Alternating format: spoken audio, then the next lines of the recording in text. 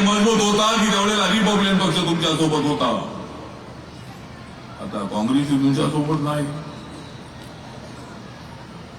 पवार साहेब काय करतायत मला माहित नाही आहे.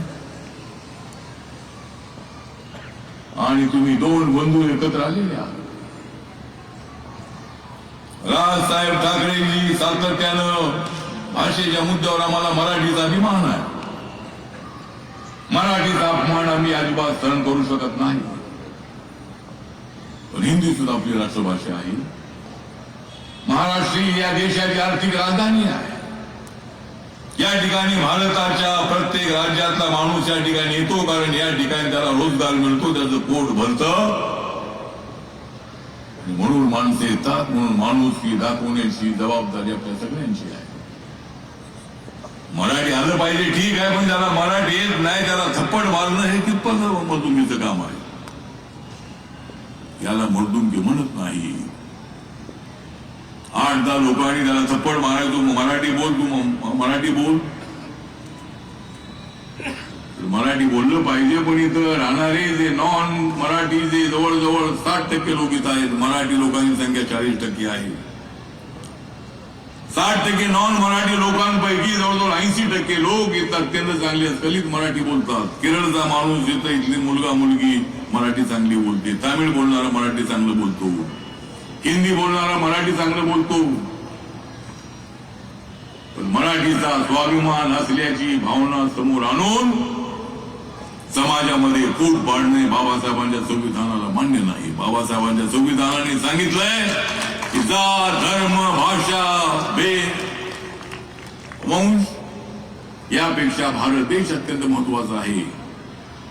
तुमच्यावर किती अत्याचार झाले तर देशाची वेळ आली तो तुम्ही या सगळ्या गोष्टी बाजूला ठेवा आणि देशासाठी लढा. हे बाबासाहेबांनी आम्हाला शिकवलं आहे. बाबासाहेबांच्या संविधानाने आम्हाला शिकवलं आहे. आणि म्हणून आम्ही अनेक वेळेला आम्ही पिढ्यानपिढ्यापासून अन्याय सहन करणारे आम्ही लोक आहोत.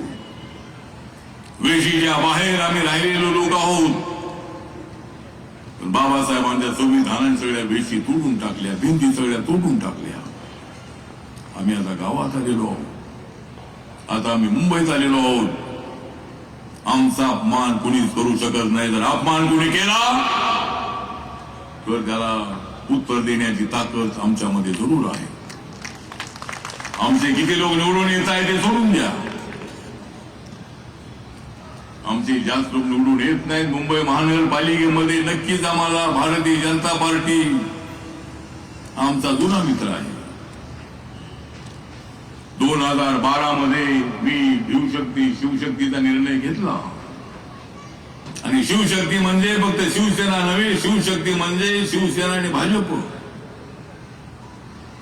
सुरुवातीला शिवसेनेची ताकद मोठी होती. बाळासाहेब असताना शिवसेना मोठी होती. नरेंद्र मोदी साहेब येण्याच्या अगोदर शिवसेना मोठी होती. भाजप थोडी छोटी होती. विधानसभा लढताना जवळजवळ 171 जागा शिवसेना लढायची. 117 जागा भाजपच असायच्या. पण माननीय नरेंद्र मोदी हे दिल्लीच्या राजकारणात आल्यानंतर 2014 मध्ये त्यांनी 450 सभा घेतल्या. काँग्रेसच्या भ्रष्टाचारावर जबरदस्त अशा पद्धतीने झाला त्यांनी केला. त्यांच्यासोबत अनेक सभांमध्ये मी होतो. आणि नरेंद्र मोदीजी मला ते मुख्यमंत्री असल्यापासून ओळखत होते. ते मराठीमध्ये बोलायचे.